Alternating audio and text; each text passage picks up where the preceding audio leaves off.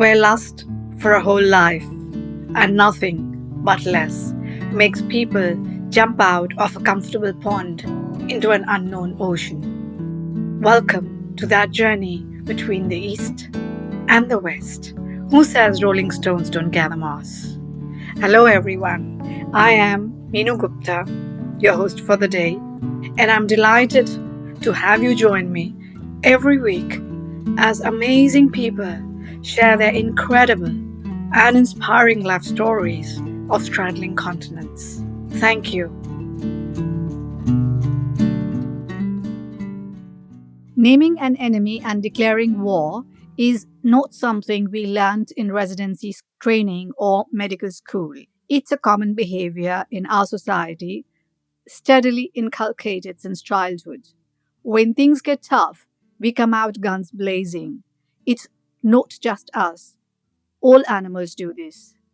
Attacking is part of our survival instinct. But here's the thing, a human being is not like every other animal. The human intellect is considered the pinnacle of reasoning capacity among all animals. We must therefore ask what results might a complementary approach yield. Dear listeners, this extract that I just read out is from an article titled What If COVID-19 is Not the Enemy by Dr. Anoop Kumar in the US, who, in my opinion, has perforated the borders of science, medicine, philosophy, and spirituality between the East and the West. So, no, I have no intention of discussing COVID, but I'm delighted to host Anoop.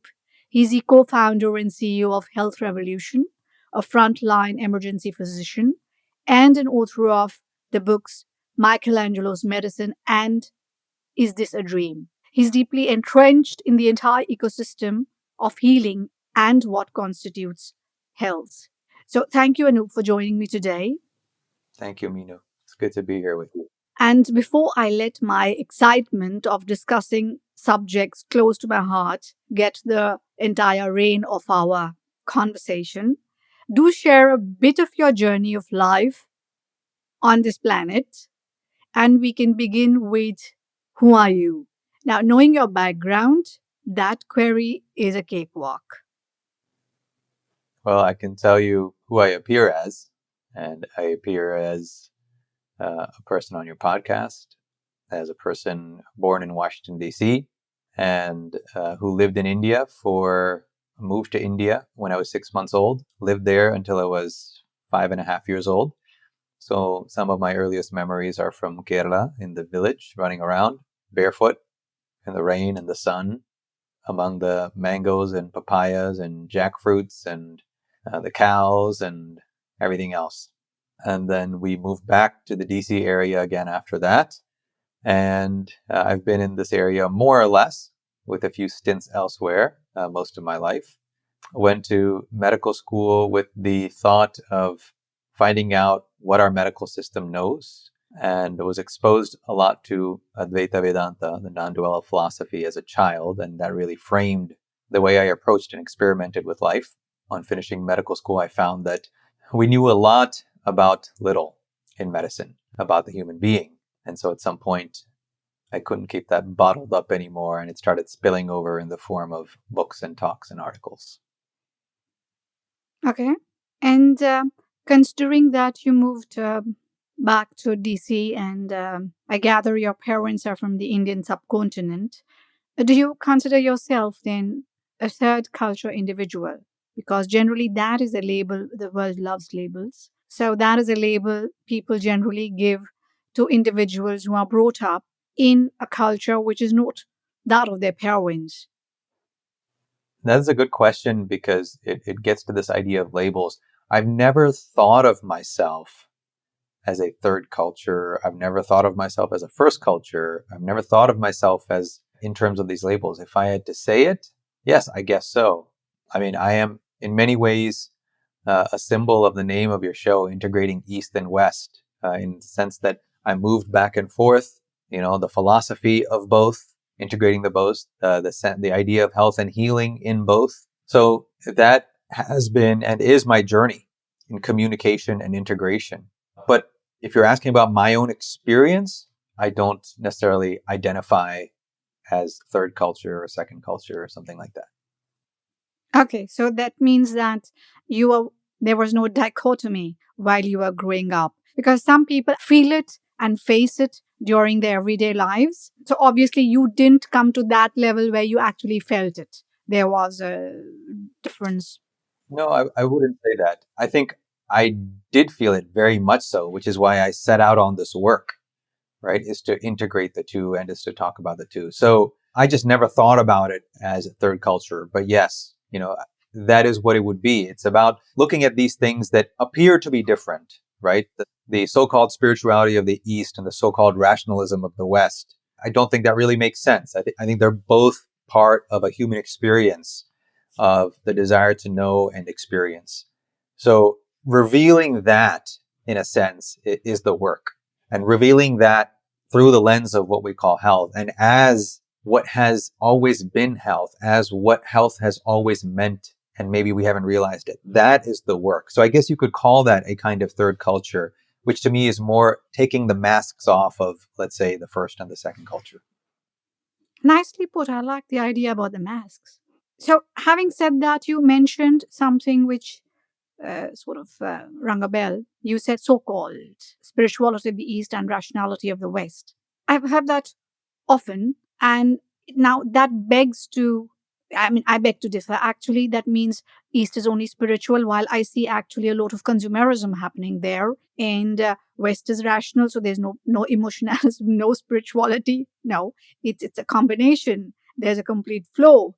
So, but these so-called labels have been around and they are stuck.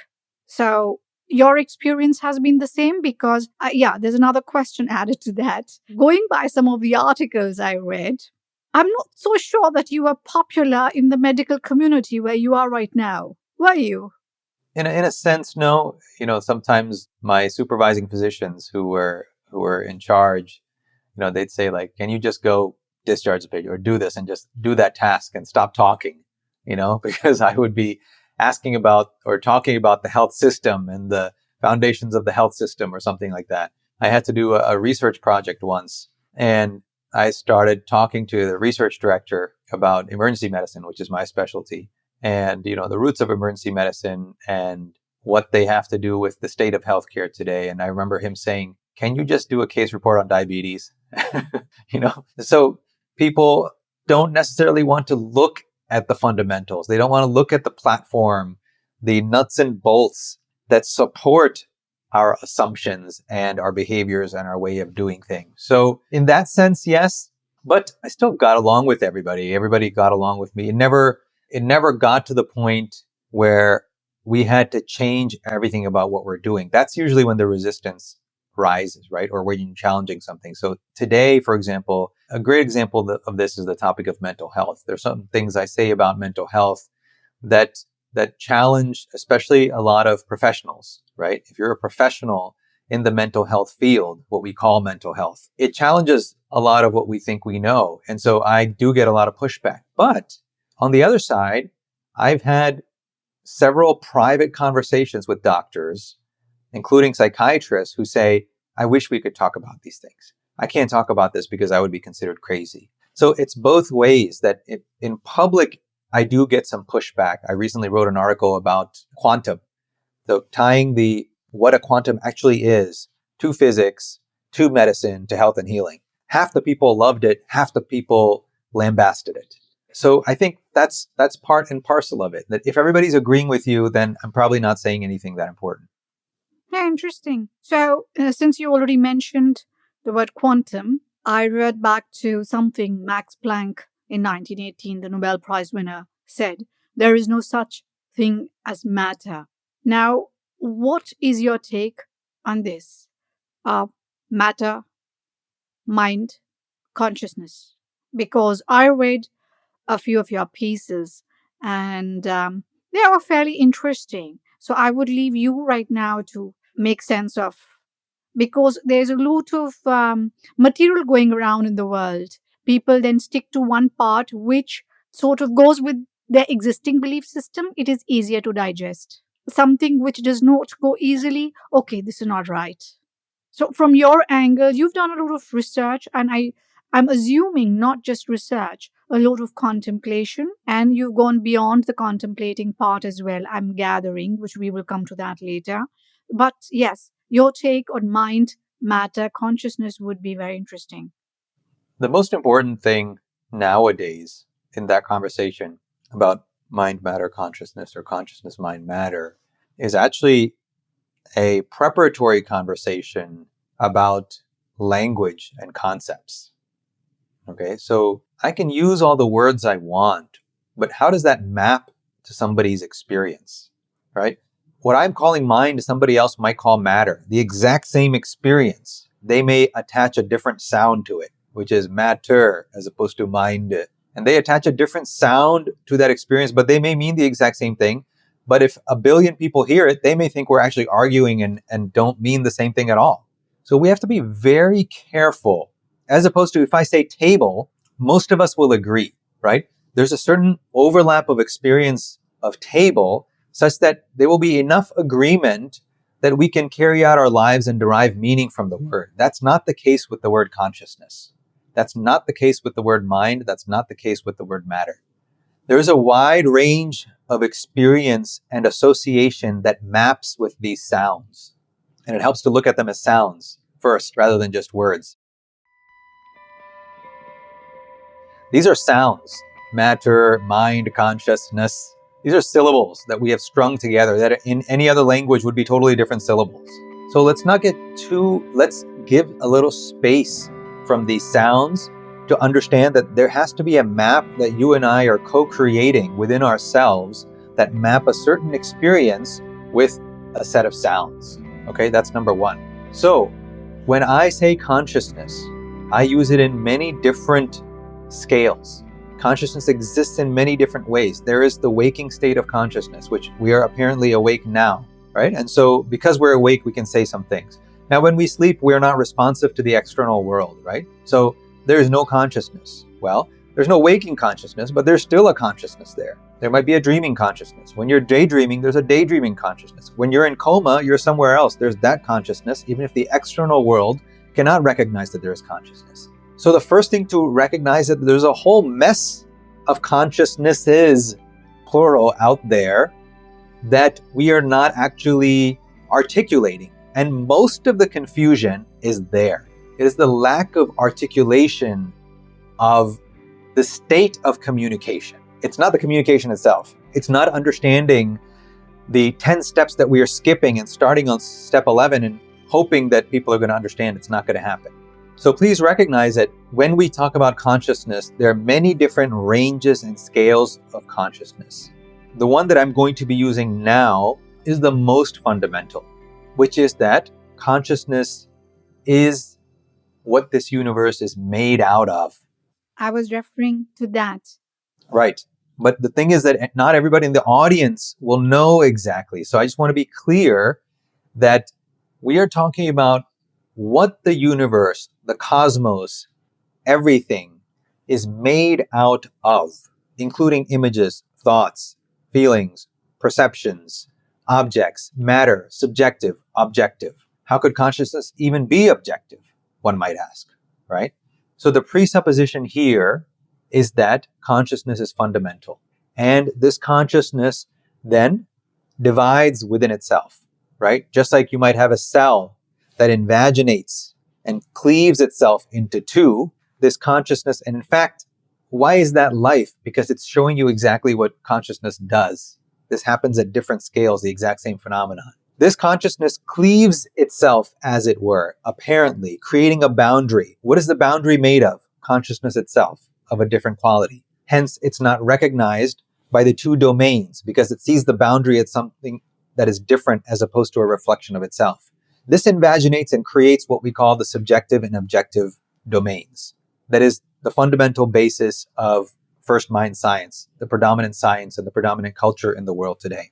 What is called spirituality is simply the attempt to reconcile this by going into the subjective domain. What is called science is the attempt to reconcile this invagination and this schism, apparent schism, by going through the objective approach. They're both the exact same goal. What I call mind, then, in most contexts, not in all, is a distinct experience of consciousness. So it might be me as an individual. It might be you as an individual. It might be a feeling, love, joy, sadness, anger. It might be a thought. It might be a perception. It might be a blur, a hazy blur. Thought, feeling, color, perception, memory, all of this, time, past, present, future, spaces, dimensions, qualities, quantities, all of these are mental experiences. And everybody can experience this because the only way you know this is in your experience. There may be many more things that exist than we even know, right? But as far as we're concerned, they don't even exist. They are unknown unknowns. So everything that we experience, that we can name, that we can identify, that we can point to is mind. Consciousness is that which is fundamental and represents itself as a particular pattern, as some distinction that we call mind. Matter is strictly the objective pole of that, right? So, for example, I'm looking at a camera right now. That camera, we could say, is matter. Why? Because I've put it over there. I'm over here and that is over there. So this consciousness has kind of created these fields. Now there's a mental experience of that camera over there. I can especially and only recognize that as a mental experience if I'm aware of my own consciousness. When I'm aware of this presence here, then only I can recognize the camera in front of me as a mental experience. If I forget even that and think that mind is just here and localized, then that over there becomes matter, right? And I want to quantify it and I want to figure out what it is because it's so foreign and different from myself. So these are three ways of organizing the world: consciousness, mind, and matter. Okay, but then, question, because you said consciousness invaginates. No, it divides. The impression I had was it multiplies, it gives birth. There's a difference in giving birth, like a mother is giving birth to a child, but mother is not dividing herself. Let me put it this way, the impression or the understanding I have is the way you have a painting on a canvas, colors splashed across there. In this case, the colors have been brought out from the canvas. This is my understanding.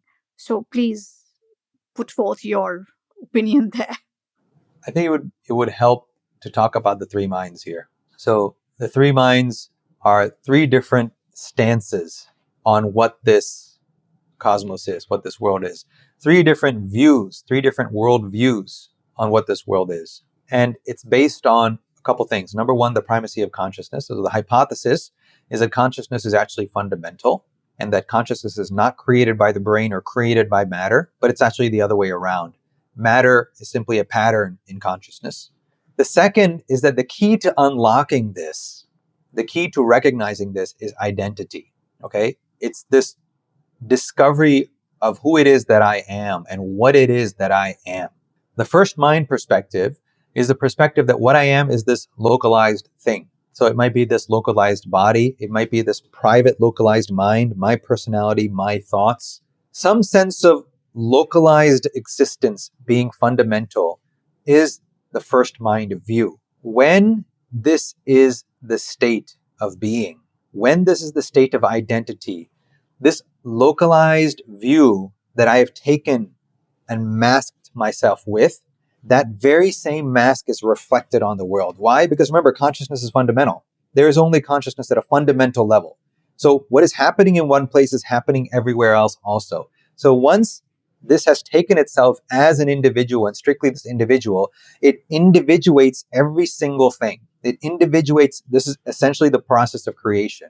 We start to see a world of things. So if you look all around you, there's a good chance that you see primarily fundamentally many things. You might see a camera and a screen and one color and another color and a letter, and you hear one sound and another word. And then there may be, the ceiling and the floor, infinite numbers of things. What the three minds framework suggests is that the reason that so many different things are seen is because you are taking yourself to be a thing.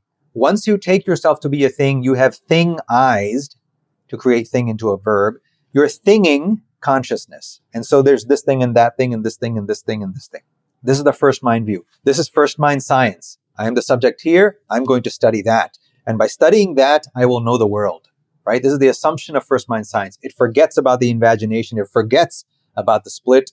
And it assumes that if I am a good enough student, a good enough scientist, faithful enough, I will study the object over there and I will know what I need to know. This is the first mind perspective. The second mind perspective is the recognition that, oh, what I thought I was is not actually what I am.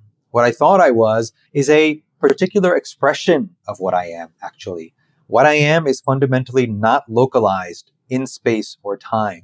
What I am is something that precedes space-time. What I am, and from this body that I actually am, comes the different slices and dimensions of space and time, and thus all the objects that come with that, right? This is the second mind view. This is what quantum physics is going towards, because quantum physics, which is first mind science, classical science originally, discovered that by looking at the object over there and studying it and refining it, refining it, it's leading me back to this guy. By observing that out there, it's leading me back to the observer. And what does that mean? I have to reconcile the split. I have to reconcile the invagination. Now, it was never complete. That thing is actually not different than me, which is the only reason it's leading back to me, right? Think about that. How could you actually study something so much and make it point back to you? Who is smart enough to do that unless that's the actual nature of the universe? This is a universal function that wherever you go and study something, the more and more you study it, it will come closer and closer and closer back to you. Again, shown that if you stand anywhere on Earth and keep walking forever, you will come back to the same place, right? The Earth spins, the months go by and go by and go by, and what happens? You come right back to February again. Are we actually moving anywhere? Fundamentally, no, because all of space-time is a projection from this fundamental home of the second mind, where we always are, where we never move from. So this is the second mind perspective, that the experience that what I am fundamentally is of the nature of consciousness, and it is this consciousness which differentiates as the various worlds. The third mind perspective is saying that this consciousness alone exists. It is an absolute perspective, that even the notions of this world and dimensions and various degrees of space-time are actually representations of this deeper potential, and remaining as this potential without any differentiated aspects or localizing and delocalizing aspects, which there are as part of the second mind. This is the third mind. So I'm saying all this because you asked a question. You said, well, does this really invaginate? Does it come from this? Does it not come from this? All of these questions are reconciled through this framework. From the second mind perspective, there is only consciousness, and it is localizing as though invaginating as a subjective and objective domain. And so from the first mind perspective, which is our dominant culture on Earth, and the dominant scientific and academic perspective, from that mind, that perspective, it looks like two things that are different. But as that mind starts to integrate into the second mind, it realizes that, oh, what I thought was the object out there and what I thought was me here are actually aspects of the same thing. So when we talk of, no, I got the point, but there are two more questions which arise from them. The first is when we talk of what the West talks of, the Big Bang, the East or the ancient scriptures would talk of Lila. As one of my guests some months ago, Swami Sarpyananda, we had from Chicago, we had an interesting chat. And I remember he laughed and said, okay, consciousness did get bored in a way. And that is when the whole play started. So now you've done a lot of your journey figuring out, let me put it this way, from the different minds. Do share your viewpoint. Yes, we can say consciousness got bored. I'm not going to say that right now. Consciousness got bored is a story of the first mind. It's a narrative that the first mind creates to explain how did this all come to be. Consciousness is simply of the nature of potential. What does potential mean? It means I can, right? I can. Everything begins with I can, so I do, right? I can, so I do. That is just giving words to potential. Potential as a word sounds abstract. But in common parlance, it's basically, I can. Well, we can. That's why any of us do anything, is because we can. We have that capacity. So consciousness created a world from the perspective of the first mind. Let me give you an example. And this is a common example in literature. One is the wave in the ocean, right? How the wave is part of the ocean. So the wave says that, hey, I am this creature that is part of this ocean, right? How did this wave even start? How did this come to be? And it says, oh, well, it was this ocean. From this ocean came me. The ocean got bored. And so the ocean started to create me. Did the ocean really get bored? What is the ocean fundamentally? It's water. Does water change in any way to become an ocean or to become a wave? No. The wave is as much water as ocean is water. Ocean is not of the nature of water more than a wave is of the nature of water. Both are equally of the nature of water. So there is only water. The wave takes the form to be dominant and therefore creates a story based on that form, which is that I was created because ocean got bored. But it's really not about the ocean, because ocean is still a form of water. Water itself has no form. Water takes forms as the situation demands. And then the forms get caught up in that terminology and then create a narrative based on that. Another example is wind, right? So a gust of wind says, where did I come from? Where did I start? And a philosopher comes by and says, well, air got bored. And so air wanted to shake it up a little bit and dance. And there you are, you were born. Is it true? Of course, yeah, it's true. And it's very useful. I'm only giving this because your other guest gave another example. So I'm just giving another take on it, right? So yes, you can say that from the perspective of wind. Yes, I look back, I see, yes, air got bored, right? But from the perspective of air has no idea what you're talking about. Air says, where's the wind? Because if you take air away from wind, there's no wind. There's only air, there's only ever been air, there will only ever be air. So we just have to recognize how much of this is narrative versus what is actually happening. So actually, which I totally agree to, is that then a wave is not part of the ocean, wave is the ocean. So which brings us to that interesting equation, Tattvam Asi, the I am that I am. So because the moment you say that, and definitely there is a different understanding. It's not about connection, you just become the whole. The moment you say that, or at least that is my experience of vocalizing even that, you no longer remain a part, because a part is limited and a whole is limitless. Am I right? Yes. Once you say I am, whatever you add to that becomes the localizing factor, becomes the expressive factor. That I am is not localizing. And when we say reality, it would be a matter of perception. The glasses, whatever glasses one is wearing, is that not right? Yeah. I mean, even the word reality it's another one of these words I think that we get lost in. What we're talking about is what we experience, right? Whether something is real, something is illusion, something is fake, they're all experiences.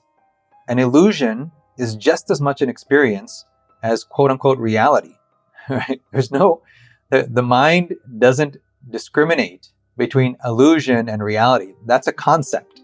All we have is what we experience. Yes. Now, something which complicates that part, because I agree with that and I am with that. That is my belief system of the I, the small I, big I. But when we talk of, now again, there's matter and there's energy. So when we talk of a mirage, for example, now that is what a large section of mankind would say, hey, listen, when we say a mirage, it is an illusion. I'm in the desert and I go there. There's a mirage and I think there's water, but there's no water. I can't go there and I can't drink that water. But when there is water, there's water, I can drink it. So now comes, again, the question of matter. You are drinking something. So now the whole brouhaha about quantum physics and this word energy, which is being now used in that many ways in the world right now, energy and quantum and so on. You get where I'm going with this? Yeah, so these are relative realities. This is exactly what the three minds framework describes. Is that once I've taken myself to be this thing, the fundamental belief then is that this thing is what is real. It's impossible to say, this is what I am, and to feel that this is not real at all, right? If one feels that, that means the identity is shifting to something else. So once I reify a world through perception and belief, now that becomes relatively real. And so in the desert, like you said, what is the reality? The reality is of the parched individual, right? And therefore, anything that doesn't align with that level of reality is illusion. So when they go to something, they can touch their body, it stays, right? It seems to always be there. So when they go to something and they try to pick it up and drink it and it's not there, they say, what is this? It's an illusion. It's not real. What does it really mean? It is not at the same level of identity as I take myself. That's what not real means, right?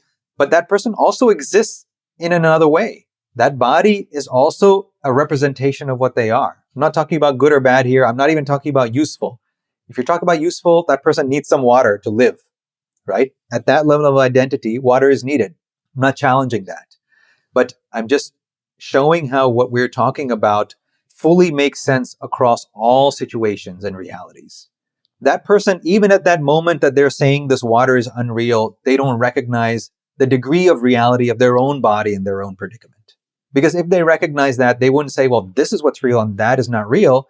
They would just recognize that these are different levels of existence, different kinds of perceptions. And therefore, one kind is very useful. Let's not be confused about that, right? One is very useful. I use a scalpel in the ER. Nobody ever says, well, that's not real, right? I don't say it's not real. So you have to recognize the levels of reality and use perceptions skillfully. But it doesn't change the fact that even that body is a perception that comes and goes, depending on the time scale and depending on the state of consciousness. Now, the different levels of consciousness, as the dreaming state and the awakened state, and there are two, I think, three more states. Now, these all come from the ancient, they're all there in the ancient scriptures. They've been written about and spoken about. Again, ancient scriptures of the East. Now, in the West, where you are right now, of course, you have gone in depth. Question: is the medical community, both sides, what I see is that a lot of in the if we talk of quote unquote traditional medicine nowadays, that word is used for modern medicine a lot. For example, in Germany, when we say traditional medicine, it would be modern medicine. That will be equated. If I do, which I do, homeopathic or whatever healing methods, and that is called alternative medicine, and half of them are not even recognized as healing processes. Now, having said that, the different levels of consciousness that we just spoke about, is it recognized in this quote unquote traditional medical community in the East as well as the West? No, of course not. The different levels of, in allopathy, I don't think we need to talk about East and West. We can just name the systems, right? Allopathy is also the dominant system in India, for example, right? So allopathy thinks about consciousness as something the brain creates, if it thinks about consciousness. So we use the word consciousness a lot in the ER, actually. Levels of consciousness, for example, when we talk about sedation, like there's lethargy, obtundation, stupor. These are levels of consciousness. There's also loss of consciousness that we ask about. LOC, we abbreviate it LOC. So you'll say somebody fell down. Was there LOC? No, there's no LOC. Right? So what does that mean? That means waking awareness is what we're actually talking about. So we do talk about consciousness, but in a very superficial way and not really a thoughtful way. We don't think about what we're actually saying. It's just kind of symbolic to indicate responsiveness. It's more of an indication of responsiveness than consciousness itself. And that's true for allopathy in general. So in other systems, of course, there's a deeper awareness. So for example, in Ayurveda, the model of anatomy is completely different, which is a huge thing that we need to address. In allopathy, the model of anatomy assumes that you can take a human being and represent them as a physical thing. It's kind of crazy when you think about it. We don't actually think about it. But in allopathy, we believe that you can adequately represent a human being as a collection of parts. That's anatomy. And make the requisite diagnoses and treatments based on that model. It's approaching insanity, but it's happened so much for so long that we don't even question it, right? Ayurveda is different because their model is based on, for example, the three different, the doshas, right? Vata, Pitta, Kapha. So those qualities are there in everything. It's not just human anatomy you're talking about. You're talking about cosmic anatomy in a sense. And ultimately, if you go back to the roots of the philosophy, they will go back to the elements, the Panchabhutas, right? Like water, earth, and so on, which are not just properties of the human being, but of the earth in general. So right there, you see that there's a much deeper understanding of consciousness because there is a recognition that there is intelligence that is fundamental. And this intelligence takes on certain qualities like space, air, like space, water, and so on. And that is ultimately what constitutes a human being. And that is actually a model of anatomy. We don't think of it that way, but that's what it actually is. So these systems are not the same in terms of their fundamental assumptions about what we are calling consciousness. Curiosity, where was allopathy born? Where was it born? I don't know where it was born. I can tell you where in the mind it was born. It was born in subject-object split, and it was born in the splitting of mind and matter. And I think Descartes gets a lot of the blame/credit for this, for saying he wrote in one of his meditations that the the mind can be separated from the body. I'm paraphrasing. Mind can be separated from the body, and the body can be perceived to function just as a machine. He said something like that. And, he was very popular and very influential. And of course, it made things easy. I think that's the main reason it was followed. I don't necessarily think he said we should do this and this is the only way to proceed. That's not my interpretation. But he's saying this is a way to do it. And it just so happened that it's super convenient, right? Because then I don't have to look at myself. I can just look at the world out there. It's a lot less pressure. And I can just kind of notate what I see. And that became our model. And that really, to me, is the core of how allopathy has proceeded, by separating mind from matter and by thingifying, physicalizing the human being. Which year was, around which time was that in terms of time and space, that part? I'd have to look that up. Certainly many centuries ago. My experience of time is I suddenly realized a few years back there is no time. We just made it up. And there are layers and layers. You can go through all the layers, depends upon you as a part. You can go through all the layers back to the source at the same time. So there is no past, present, and future. So it was, I think, when these kind of realizations happen to people, there's a click, and suddenly it changes the perspective, view of everything as in the thing. Now, it is also said when we are speaking of consciousness as the word, I'm talking of not the levels and states. I'm talking of consciousness, the pervading consciousness everywhere from which we all arose. It is said in different scriptures, there are no qualities. Now, having said that, on the other hand, what also appeals is the fact there is something called love, and consciousness is that. What is your understanding? To me, love is the feeling of connectedness and even that near sameness of everything is love.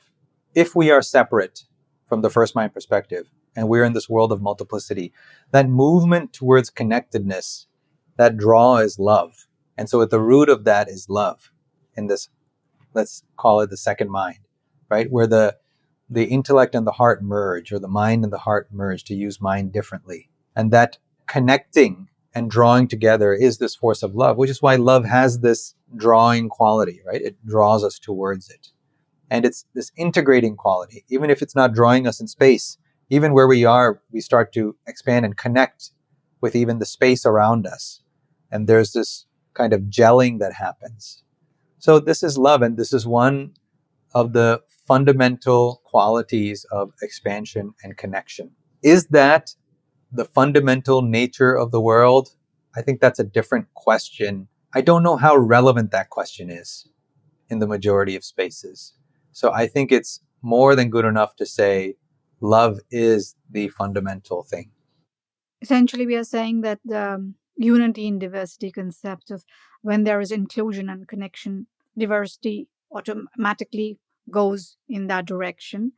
Now, there was another person I had discussed diversity, inclusion, and attitude and peace.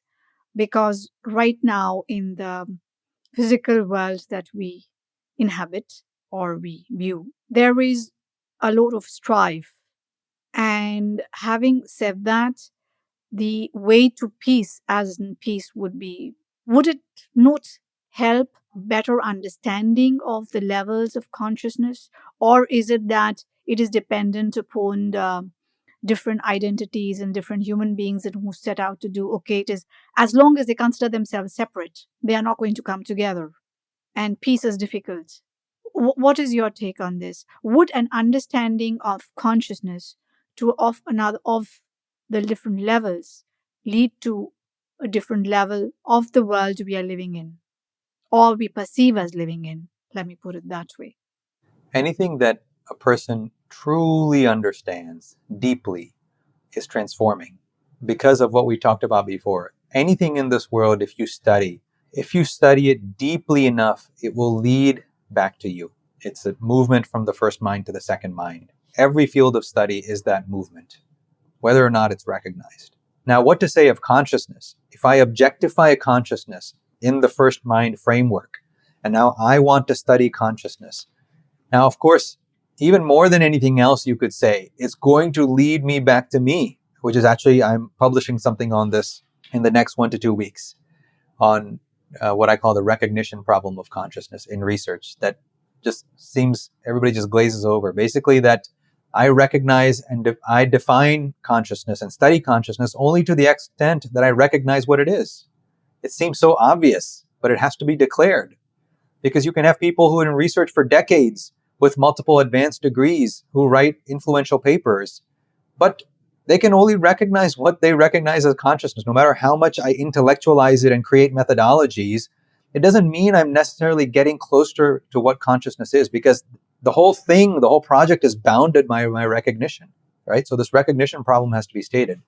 So if I'm faithful to the task of studying, if I'm actually have rigor in that process, then consciousness, more than any other topic, if I'm studying that, having objectified it, it will lead me back to myself. So when I understand it enough, it transforms me. It has to transform me. Consciousness is not intellectual. Consciousness is not a concept. It is the concept that destroys all concepts. It is a recognition that, in a way, takes away one's identity. So the answer to your question is yes. By studying this, can we actually come to a peace? Yes, if we understand how studying and learning happen. If I continue to resist consciousness by objectifying it, see, if I'm trying to study something, I want to get close to it. There's some meaning for me. But with consciousness, the more you study it, the closer it gets. It's like the person you don't really want to meet that keeps entering your life. With consciousness, it will force itself into your front door if you are proceeding with rigor, if you're actually faithful to the process of learning. So if that person lets this in, then of course it will be transformative and they will experience peace. In fact, you could say that that is the only way that one actually experiences peace, is by allowing this to come in. So that happens with you. How did that happen with you? Or it was a slow process? It wasn't really a slow, I mean, there was a time where it broke through my front door, I would say. I wouldn't say I necessarily let it in. It broke down my front door and took over my life for a few years.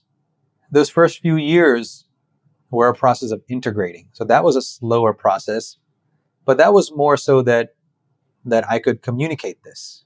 Otherwise, I would just stay in my corner or leave society or do something like that. Or I would try to put on a cover and just pretend like everything was the same and go about my day, in some other way. And neither of those were my path. So my path was one of trying to integrate. And so there was an initial, you could say, breakdown / breakthrough, and then a process of integrating that will continue for this lifetime. Was that related to, I had read about your near death experience? Was that related to that? Yeah, I would say that's kind of the breaking through the front door that I was talking about, where my experience was one thing before and it was quite different afterwards. And that's when really the full force of what consciousness is came to the forefront, came out of the background and dominated the forefront. That's when all the things about the split and all of these kinds of things became clear. So before was the identification and thereafter that left. Would that be a way of putting it? Afterwards, identity was much more malleable. It was much more based in choice than in, let's say, subconscious default. Can you explain that, please? The default setting on this planet that almost all infants are taught is to dissociate themselves as strictly an individual. This gets into tremendously important, as important as the recognition problem, concept of dissociation and association. Today, in most of psychology and psychiatry, you'll hear about dissociation, but very few people talk about association. And in fact, our idea of what is healthy is actually being dissociated. When you are first born, for the most part, you are not strictly dissociated into a body, which is why an infant is perfectly happy to crawl off the end of a kitchen table and hit the ground. They'll never think twice. Why? Because they don't take themselves to be a body. If they took themselves to be just that body, they would never do that, right? Of course, I'm not saying that's good, but what then happens is that everybody teaches this infant, you are the body, you are the body, you are the body, right? This is your nose, this is your ear, this is your mouth. And the infant does that and everybody claps and applauds. Yay, you are very smart. We validate you with a sweet or with a clap or with a smile or with a hug, right? If the infant says, I have no nose, I have no eyes, that once that grows up, that child will be medicated. Don't get me wrong. I'm not saying we should say I have no nose, I have no eyes, etc. I'm just saying I'm giving an extreme example so we see how the indoctrination happens, right? How we are taught to dissociate strictly into the body rather than associate with our fullness, which means that we express as a body. We express through the body. We have a body. We use a body, but we are not the body. It's funny because in what we call spirituality, the whole idea is to recognize that, oh, I'm not this body. This body is not what I am. It's something that I have. It's something that I value, but I'm more than this. What is that doing? It's simply an undoing of the culturing that's done right after birth. That's all it is. That's why I say I call it spirituality. I don't think there's anything spiritual about it. It's common sense. It's as plain as eating dinner. It's as plain as clipping your nails. There's nothing spiritual about it. If that's spiritual, then you have to say, this is your nose, this is your eyes, then you're teaching spirituality then. If you accept that, then we can accept this as spirituality. But it's not. You're just indicating and organizing a human being's experience. So if you call it spirituality, it becomes nice and good. Everybody says, oh yes, I'm not this body or this eyes, this not, I'm more than this. But if you don't say that and just say, what I am is fundamentally of the nature of potential or of consciousness, and I also express through a body, that's not as appreciated. Right? It doesn't have that good flow or good vibe. I'm just trying to show, this goes back to what we said at the very beginning. This whole idea of science and spirituality, East and West, religion and rationality, it's all nonsense. These are masks. Because you get trained one way, you have to be untrained by another process that's named. But if we just see them both as training, it's actually much more helpful. A lot of the connotations and the blocks drop away with that. So this whole notion of undoing is what is critical. Of unlearning, you could say, some of these habits is what is critical. And when that happens, what happens is that we naturally associate with what we are, which means that we are of the nature of potential. We are of the nature of what I am calling here as consciousness. And that also patterns and expresses as a body, which is why I can use English. How wonderful that I can use English. Otherwise, how much communication would happen here, right? So it's not about devaluing the individual. Today, what happens in psychology and psychiatry is dissociation means dissociating from the individual into something else. But that actually is an indicator of the natural tendency and desire to reassociate with what we actually are. It's not a dissociation. It's an association with what we really are, but it's understood in such a narrow frame that we believe it's a dissociation. I'm not saying that act by itself, as it's done many times, is complete. No, there's a process to it, of course. There's a maturation and a flowering that has to happen. But ultimately, this associative state of being is our full nature, where our full potential comes to the surface. I agree there. I've always believed we are spiritual beings having a human existence with, and are blessed to have the ability to see, hear, taste, think, feel with the multiple organs and the equipment, what we call our respective bodies, which when they disintegrate at some point, memories and imprints are left, or again, the part of the consciousness that we have and we leave that behind. Now, having said that, what, or pun intended, because words matter, what would you like to leave behind as a legacy of words? I don't want to leave behind any legacy of words. I personally don't want to leave behind any legacy. What I would like to see happen in the world is Health Revolution, which is the company that Srisha and I have co-founded. And the mission of Health Revolution is to shift the state of society from disease to healing. Today, we almost take disease as fundamental. But what I want to show people is that healing is happening all around us. Healing in every way, in every definition of the word. Whether you're talking about reversing a physical disease, reversing a so-called mental disease, whether you're talking about preventing disease, whether you're talking about general well-being, wellness, enlightenment, spiritual insight, no matter how you define healing, healing is a process of becoming whole. That's where the word heal comes from. And that is happening all around us in every way. But we don't talk about it enough. And because we don't talk about it enough, it also limits how much it can happen, right?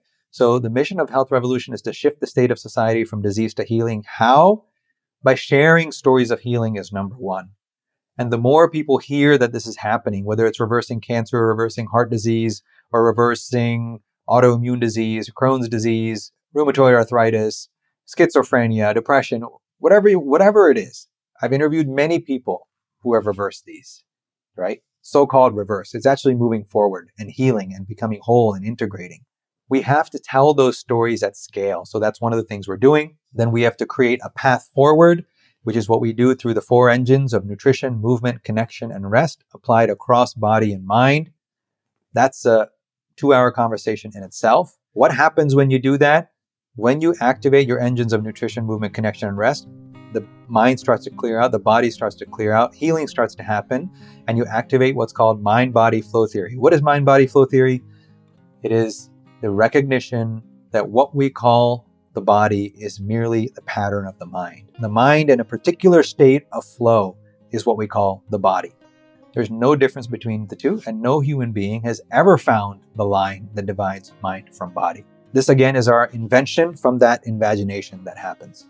When we practice these 4 engines, rev these engines up, activate these engines, we come to experience mind-body flow theory that what I thought I was not actually this body and then this mind separately. There is just a continuous flow of experience here that is modifiable through my intention and my awareness. From there, one enters the 3 minds framework and recognizes what this world actually is. So these are different levels of healing. The 4 engines at the beginning starts with physical healing, as people want to do it, moves into the territory of mind-body connection, mind-body medicine, completely integrates that through mind-body flow theory, and then brings the cosmos along for the ride through the 3 minds framework. This is how we shift the state of society from disease to healing. Building this infrastructure is what Health Revolution is doing. And that is all I would like to see happen. But then, right now, what is happening is the two things are separate: healing and healthcare. They have become separated. Ideally, they should be same. Then there should be healthcare should be healing. There should not be a separation. So, would you like to share a story? Maybe that would be probably more insightful. Well, first, I would say healthcare is healing. It operates on a particular range of healing, right? So when you take a dislocated shoulder and you put it back in place, that body is becoming more whole. So there is a healing that's happening here, right? When you see somebody and you help them, there is a healing. For both people, it heals, right? For the one that is apparently being helped and the one who's apparently helping, they're both healing in a sense because both of them also are part of a unit that comes together and integrates. So healthcare does heal. It does so generally in limited ways, and we have to expand that. I'll give you one very simple example is I wrote about this in Michelangelo's Medicine. I was talking to a patient one night in the ER, and they were telling me about how they were feeling suicidal and they couldn't take it anymore. As soon as I walked to him, I said, tell me what's happening. I'm Dr. Kumar. Tell me what's going on. And then he said, oh, Doc, you won't believe it. This is happening at home. That's happening at home. And, my spouse doesn't, just always criticizing me, doesn't listen to anything I'm saying, has no trust in me, doesn't think I can do this, on and on. And it just so happened. So as he was starting to speak, the thought just came to me, okay, don't talk at all until he completely finishes. And you don't often have that chance in the ER. That gets to a whole bunch of other things as to how much people have to say in our society. And there's no place to necessarily hear people. That's a different conversation, but an important one.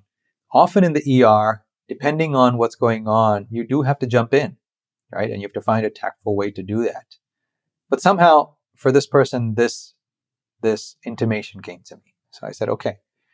And he kept talking and talking and talking about what's happening at home and how he's feeling suicidal. And then he started to cry. And after some minutes, he stopped. I was standing there, and actually my scribe who was working with me was next to me. And then he looked up at me and he said, thanks, Doc. I feel so much better.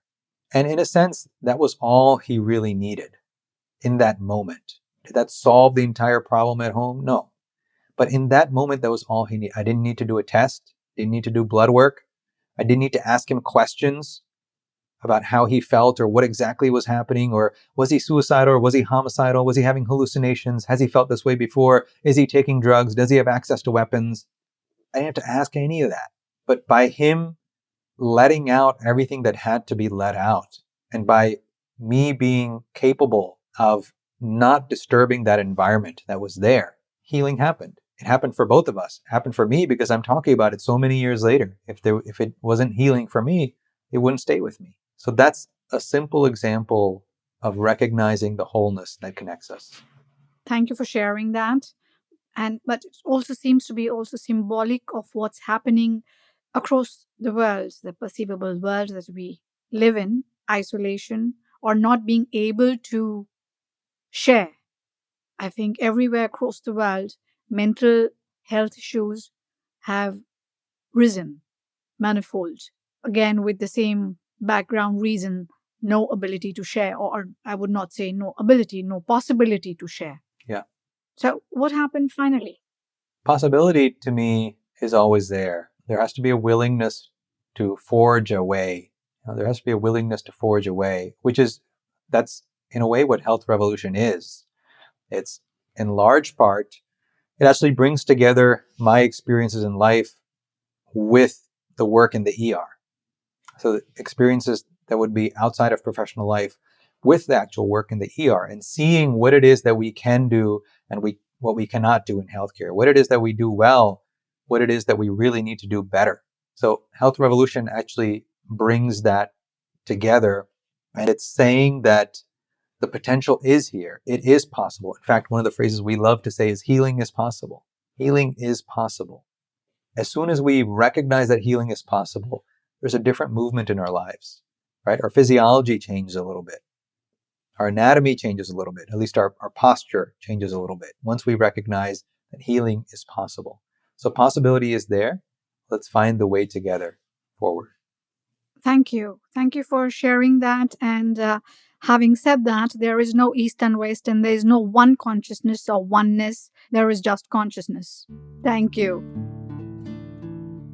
Thank you for listening to the series Between the East and the West. Do subscribe to the channels mentioned on the site in case, of course, you liked what you heard.